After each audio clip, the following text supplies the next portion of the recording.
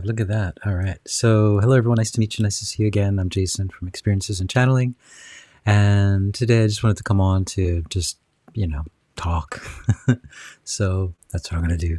So, what I want to talk about are two things today. I want to talk about Course in Miracles Lesson 66, and I want to talk about a TV show called Severance. So, I think I'll start with the TV show. It's kind of, and then I'll move into the Course in Miracles lesson. So the Course in Miracles lessons I want to talk about is about how forgiveness feels good, and then severance, and it all kind of ties in. You'll see. It all ties in somehow. So in the background, you can see my site. If you're interested, please check it out. Oops. And let's start. So Severance. Okay, so this is Severance is a TV drama. It was made by Apple TV in, I think it's 2022. And 2022. What do they say here? A psychological thriller television series that explores the lives of employees at Lumon Industries who undergoes a procedure to separate their work memories from their personal lives, creating two distinct identities. The show combines elements of science fiction, dark comedy, whatever, blah, blah, blah. But so this TV show, I just found it by accident, and it was quite interesting.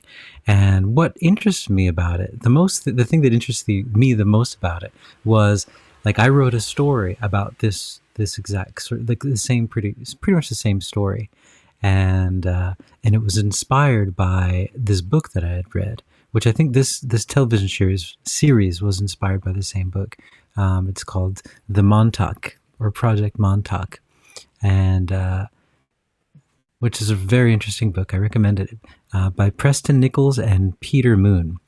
And it's the first book in a series depicting time travel experiences at Montauk Air Force Base at the eastern tip of Long Island. It's considered the progenitor of the Montauk conspiracy. And they say it's fiction. Yeah. So I'm pretty sure it's not fiction. It's plausible deniability, though, which is very common in our world these days, where TV and movies will reveal things, but they say, no, it's not real. It's just my imagination. It's just my imagination. But anyway, so this book is really interesting for many reasons. But this is so the one of the characters in the book, Duncan Cameron. So Cameron, that's an interesting last name.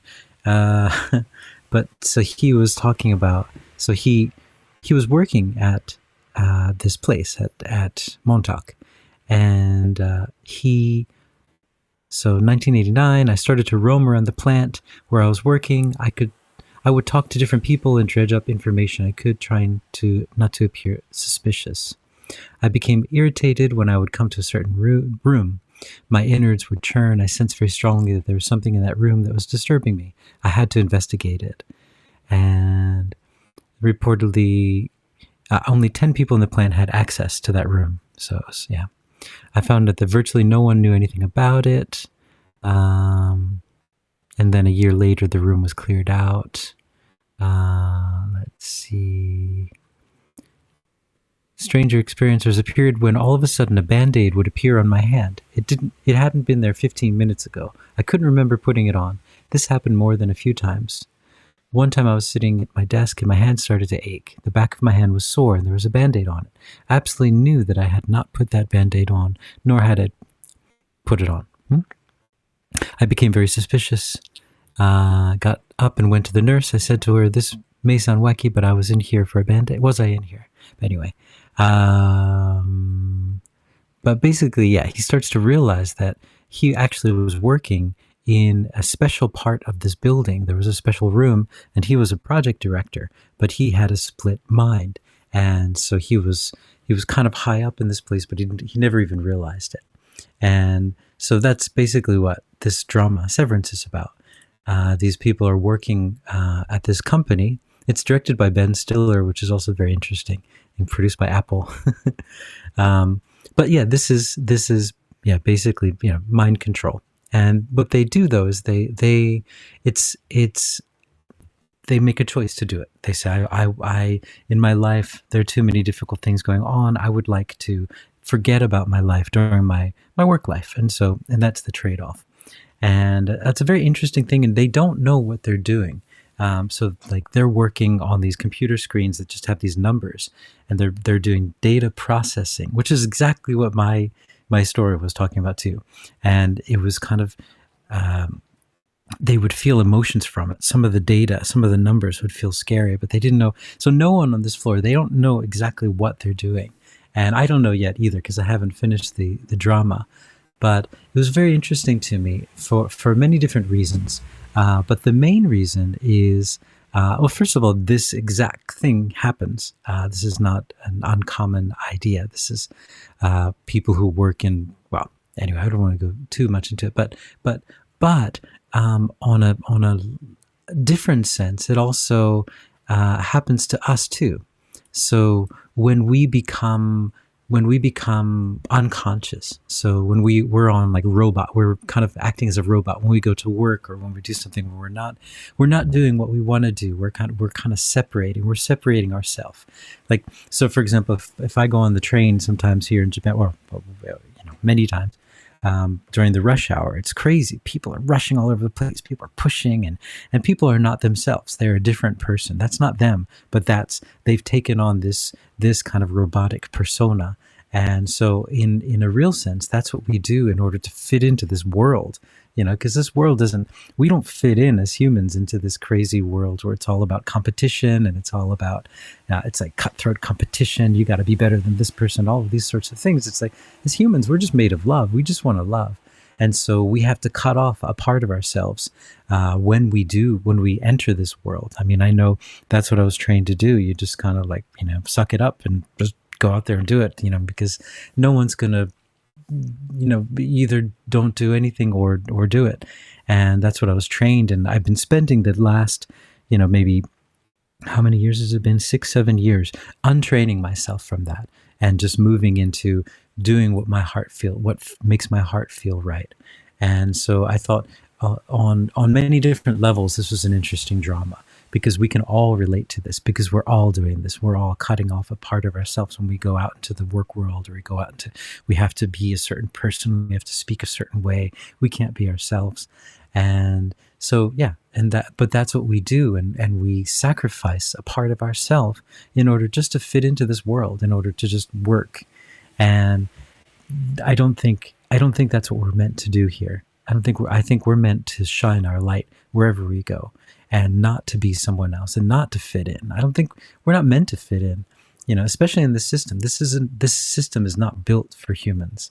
We're made of love. We're freedom-seeking, freedom-loving beings. And so I thought on a different level, this is very much a parable for us and what we do, in addition to being what happens. So in a very literal sense, this exact same thing happens. But us, normal folk out here in the world, I mean, this is what we do. We kind of take a part of ourselves. And so, but I think it's not the time for that anymore. And so I wanted to move in then to share this lesson, because I'm not sure, most of you probably are interested or have read the Course in Miracles, or are turned off by the Course in Miracles. And if you are, you're probably not on this channel, because I talk a lot about it.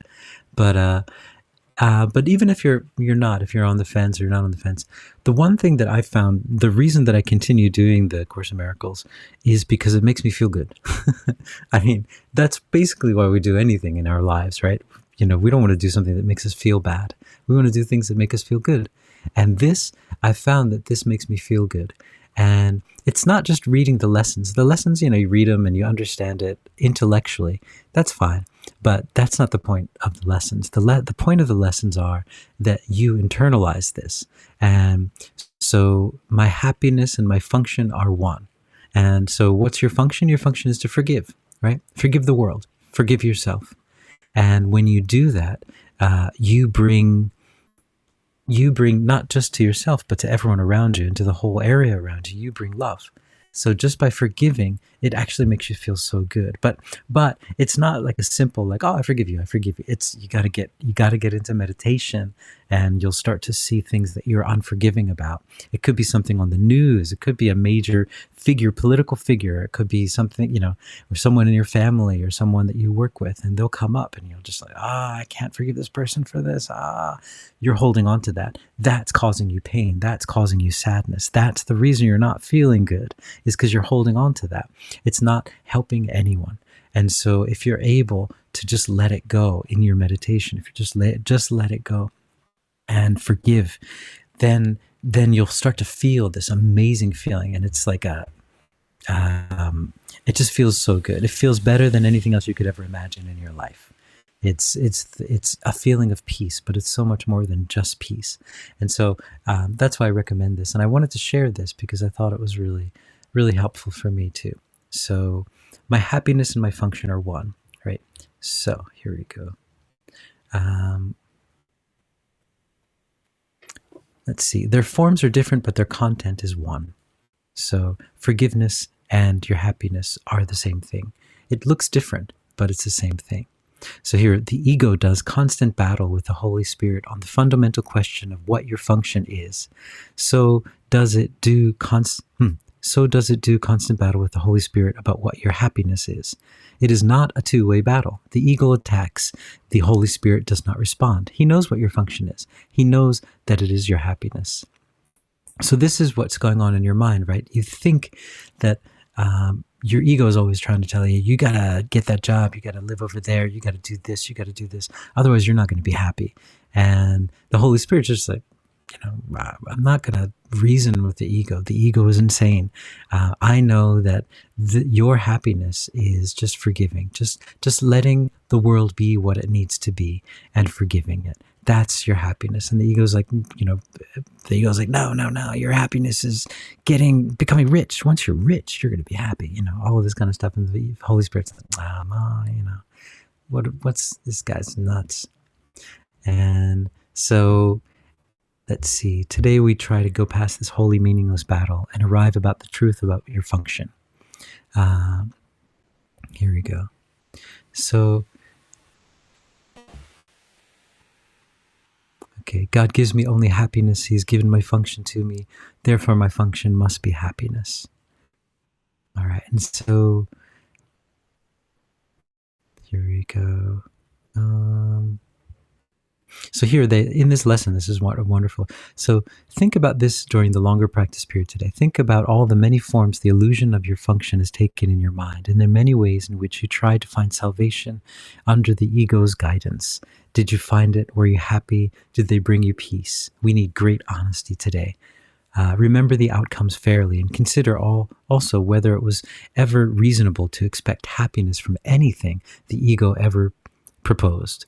Yet the ego is the only alternative to the Holy Spirit's voice. You will listen to madness or hear the truth. Try to make this choice as you think about the premises on which our conclusion rests. We can share in this conclusion, but in no other, for God himself shares it with us. Today's idea is a great stride in perception of the same as the same and the different as the different. On one side stand all illusions. All truth stands on the other.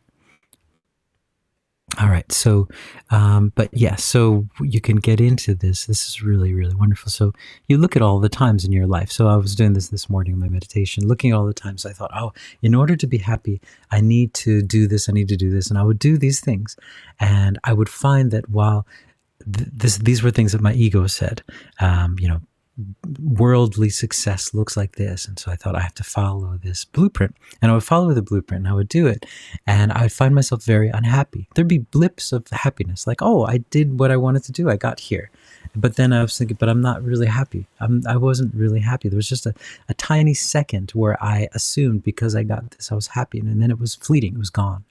But when I started just forgiving everything and just looking at every opportunity that I have as just a chance to see love in the world, it's all being presented for that reason.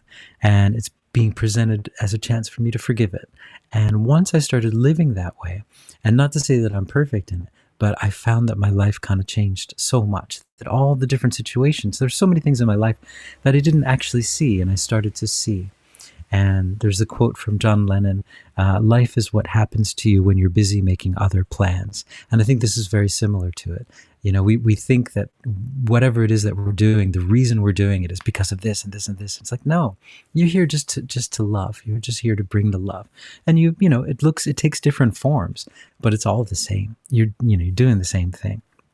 And when you start to see things that way, it starts to things start to click a little bit more in your life, in your world. And this brings me to the third point I wanted to bring up. Is I was doing a channeling with my guides, and this relates. And I was doing my walk-in channeling, where I kind of talk on the phone and pretend like I'm talking, but I'm actually talking to, like, Yeshua or Sandalphon. But I live in Japan, so people don't understand English that well. So as long as, people don't think I'm too crazy. They just think, oh, he's just talking to someone in English. But anyway, so the channeling I was asking is, I feel like I'm in between something. I feel like I'm in an in-between place, and I feel like there's something I should be doing. I just feel like I'm floating, and I'm doing stuff, but it's like, it's nothing really like clicks, it's just here. And they said, as they've been saying for a long time, that this is an in-between time. This is the in-between time. And the reason this is happening is they're weaning us off the old system of living, the old system of being. And it takes time, depending on how hard you're holding on to the old system. But see, the old system is leaving. It's not going to be here anymore. And so the more that we kind of take a step back from it, the more that we're not caught up in it, the easier this next step will be. And what they said is that what we are now is we're on call. We're on call right now. And we're on call because a choice point is coming for all of us. There's a choice point that's coming. And it's not going to be like, what do you decide to do? Well, it is, but it's a choice point of love or fear. Are you going to choose love or fear, basically? And so things are ramping up in our world. All the stories are getting confusing, right? You don't know what to trust anymore. You thought everything was one way, but now it's a different way. And so there's just many different stories all happening all at once. And why are they happening? They're happening for us. They're happening for us to see. If we can see these things but not go into fear, if we can see these things and widen our perspective more, and to see an overall plan that's happening, to not just look at everything and think, oh my God, the world's over, the world's ending. No, the old world is ending. The new world is beginning. It's a choice point. Are you going to be in fear? Are you going to be in love? And those are the only choices. But it's not a bad thing which one you choose. It's just this will choose your frequency. So all these things are being presented to you in this way to shake you up. Just like things got shaken up back in 2019, 2020. Something really drastic happened, right? There was I don't even go into it, but the whole stuff that happened back then. And so it shook everyone up, and it polarized everyone. Everyone took sides. Before that, everyone was kind of vaguely thinking a certain way. But when that happened, bam, everyone took sides.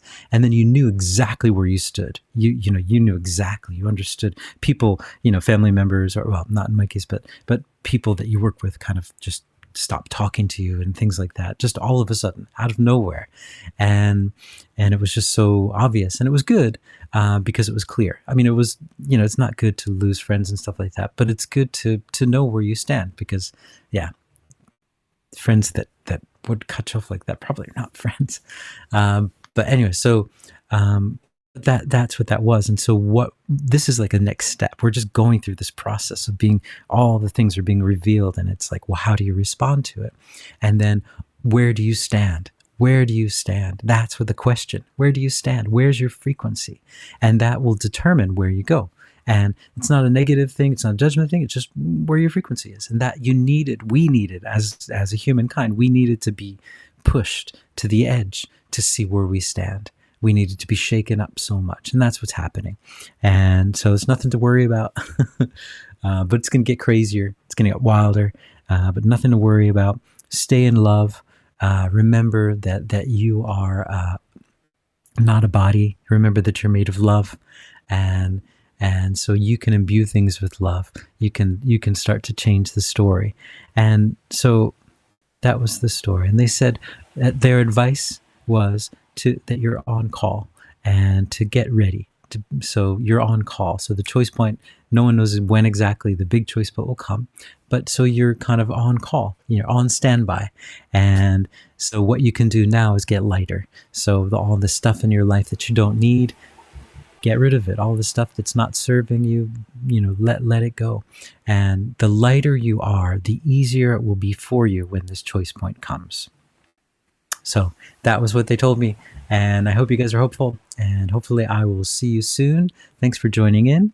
And yeah, ciao.